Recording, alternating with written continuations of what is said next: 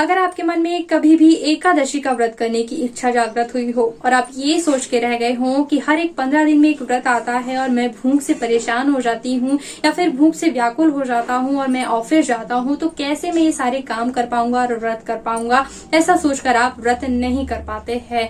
तो आज के इस वीडियो में मैं आपकी इसी समस्या का समाधान लेके आई हूँ। आपको वर्ष भर में यानी कि 15 दिन में व्रत करने की कोई आवश्यकता नहीं होगी। आपको वर्ष भर में केवल एक दिन का व्रत करना होगा और इस एक दिन के व्रत को करने से आपको 24 एकादशी के व्रत करने का फल प्राप्त होगा। जी हाँ भाई और बहनों, पद्म पुराण के उत्तराखंड से ये कथा लेकर के आई हूँ मैं, जिसमें कि निर्जला एकादशी व्रत का विस्तृत वर्णन किया गया है। क्योंकि जो आपकी समस्या है भूख से व्याकुलता की, वही समस्या थी भीमसेन जी की यानी कि पांडवों के भाई भीम की। भीमसेन जब भी एकादशी का व्रत किया करते थे, भूख उन्हें बहुत ही ज्यादा परेशान किया करती थी, भूख से व्याकुल हो जाया करते थे। ऐसी परिस्थिति में वो व्यास जी के पास पहुंचे और व्यास जी से जाकर उन्होंने कहा कि मैं एकादशी का व्रत करने पर भूख से व्याकुल हो जाता हूँ, मेरे उदर में अग्नि का निवास है, इसलिए कृपया करके मुझे कोई एक ऐसा उपाय बताएं, मुझे केवल वर्ष भर में एक ऐसा व्रत बताएं जिस एक व्रत को करने से पूरी की पूरी 24 की 24 एकादशी व्रत करने का फल प्राप्त हो। इस पर भगवान व्यास ने उन्हें निर्जला एकादशी यानी कि जो कि ज्येष्ठ माह की शुक्ल पक्ष की एकादशी होती है, उस एकादशी के बारे में बताया। निर्जला एकादशी जैसा कि नाम से ही स्पष्ट है, बिना जल ग्रहण किए आपको एकादशी का व्रत करना होता है, द्वादशी में आपको पारण करना होता है। तो आज के इस वीडियो में मैं आपको निर्जला एकादशी व्रत के बारे में कुछ विशेष बातें बताने वाली हूँ, कैसे नियम करना है, कैसे व्रत करना है, कैसे पूजा पाठ करनी है। तो जैसा कि सभी एकादशी व्रतों की विधियों के अनुसार ही इस व्रत में भी 10वीं की तिथि से ही व्रत प्रारंभ हो जाता है, यानी कि 10वीं की तिथि के दिन ही एक समय का भोजन किया जाता है। शास्त्रों के अनुसार रात्रि का भोजन नहीं करना चाहिए, लेकिन अगर आप भोजन करते हैं तो रात्रि के भोजन में चावल को शामिल नहीं करें। चावल का त्याग 10वीं तिथि से ही करना चाहिए। इसके अलावा जब आप एकादशी के दिन उठते हैं तो सुबह स्नान ध्यान से निवृत्त हो जाने के बाद सबसे पहले आप आचमन इत्यादि कर लें। जैसा कि आपके मन में ये भी प्रश्न हो सकता है कि आचमन वगैरह करना चाहिए कि नहीं, क्योंकि ये निर्जला एकादशी यानी कि जल भी नहीं ग्रहण किया जाता है इसमें। तो मैं आपको बता दूं कि पद्म पुराण की कथा के अनुसार इसमें कुल्ला किया जा सकता है और आचमन का जल ग्रहण किया जा सकता है, जिसमें संदेह नहीं है। आप आचमन का जल ग्रहण कर सकते हैं, लेकिन संकल्प में ही आप ये बोल भी दीजिएगा कि मैं आज निर्जला एकादशी का व्रत करने का संकल्प ले रही हूँ, यानी कि मैं केवल आचमन का जल ही ग्रहण करूंगी और इसके अलावा जो है निर्जल एकादशी व्रत करने का संकल्प ले रही हूँ। कृपया करके निर्विघ्न इस व्रत को संपन्न कराइएगा प्रभु। और ऐसा बोलकर आप चावल फूल जो है भगवान के चरणों में छोड़ दें, उनकी पूजा करें, षोडशोपचार विधि से भोजन करना चाहिए, जैसे कि मैं आगे आपको बताने वाली हूँ। और इसके बाद अब हम अगले दिन पारण की बात करते हैं। अगर तो शुभ मुहूर्त में ही तो पारण करना चाहिए, सबसे पहली बात। और जब भी आप पारण करते हैं तो पारण के पहले ब्राह्मण भोजन का विशेष रूप से महत्व होता है। तो अगर आप ब्राह्मण को भोजन नहीं करा पाते हैं तो ब्राह्मण को सीधा अवश्य ही पहुंचाएं। घर के एक सदस्य का जितना खाना होता है, बिल्कुल भी कठिन बात ये नहीं है, जितना एक सदस्य भोजन करता है उतना आप अंदाजा लगा लें, उतना चावल और दाल, गेहूं, सब्जी वगैरह सारी चीज यानी कि सात्विक भोजन, लहसुन प्याज ना हो, ये सारा सीधा बना के आप पंडित जी को दान अवश्य करें, अगर आप उन्हें घर में आमंत्रित नहीं कर पाते हैं तो।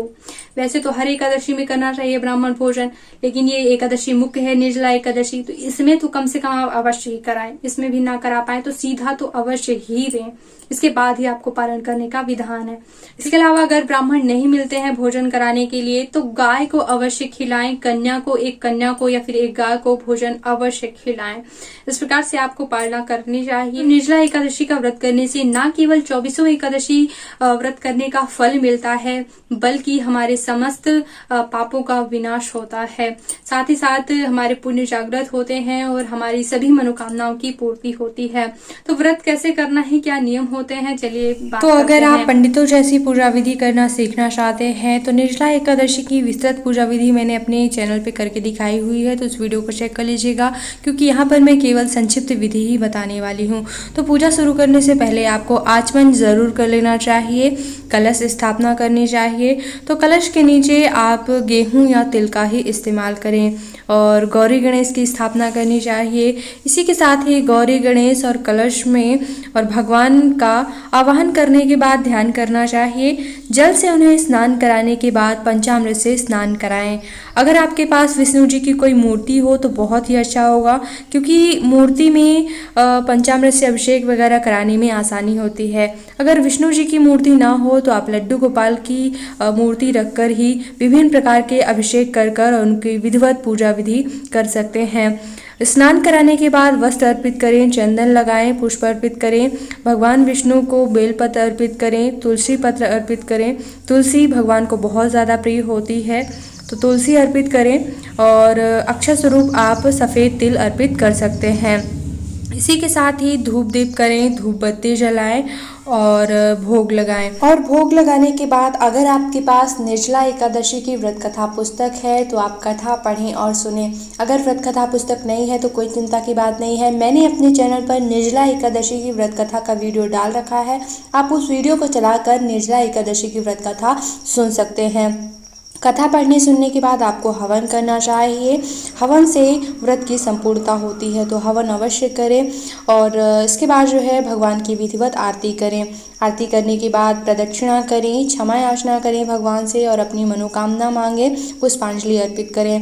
तो इस प्रकार से आपको निर्जला एकादशी का व्रत निराहार निर्जल रूप से रखना चाहिए और भगवान की विधिवत पूजा ज़रूर करनी चाहिए, क्योंकि ये विशेष एकादशी है। तो कृपया करके षोडशोपचार विधि से पूजन इस एकादशी में अवश्य करें। साथ ही साथ कुछ विशेष चीज़ें बताई गई हैं, जैसा कि इस व्रत में कैरी का सागर लेना चाहिए, यानी कि भगवान को कैरी का प्रसाद ज़रूर अर्पित करना चाहिए।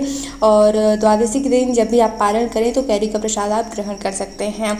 इसी के साथ ही कुछ दान की वस्तुएं भी बताई गई हैं, जैसे कि शास्त्रों में यानी कि पद्म पुराण में सारी चीज़ें विस्तृत रूप से मिलती हैं। तो कुछ चीज़ें हैं दान की, उनमें से शामिल है वस्त्र, अन्न का दान करना चाहिए आपको, और कमंडलू दान कर सकते हैं, आसन का दान करना चाहिए, पंखा, जूता, छाता, ये सारी चीज़ें आप दान कर सकते हैं। विशेष तौर पर इस व्रत में जो दान किया जाता है वो होता है जल से भरा घड़ा। तो सबसे पहले आप जल से भरा घड़ा भगवान विष्णु को अर्पित करें और इसके बाद जो है आपको दान कर देना चाहिए, या फिर आप किसी प्यासे को उस घड़े से जल पिला सकते हैं। तो इस प्रकार से आप एकादशी का व्रत करें। तो उम्मीद करती हैं वीडियो आपके लिए उपयोगी रहा होगा। इसी तरह के हर एक पूजा विधि के वीडियो देखने के लिए, चाहे आप रोज व्रत करें, कोई वार से संबंधित व्रत करें, सभी व्रतों की पूजा विधि करके वीडियो उपलब्ध कराती हूँ। अगर आप कोई ग्रंथ पढ़ना चाहते हैं तो कैसे पाठ करना चाहिए, क्या कैसे करना चाहिए, सारी जानकारी भी मेरे चैनल पे है। तो मेरे चैनल पे एक बार जरूर आए। चैनल को सब्सक्राइब नहीं किया है तो सब्सक्राइब करें और फेसबुक, व्हाट्सएप वगैरह में शेयर जरूर किया करें हमारे वीडियोस। तो बहुत बहुत धन्यवाद वीडियो देखने के लिए। ओम नमः शिवाय।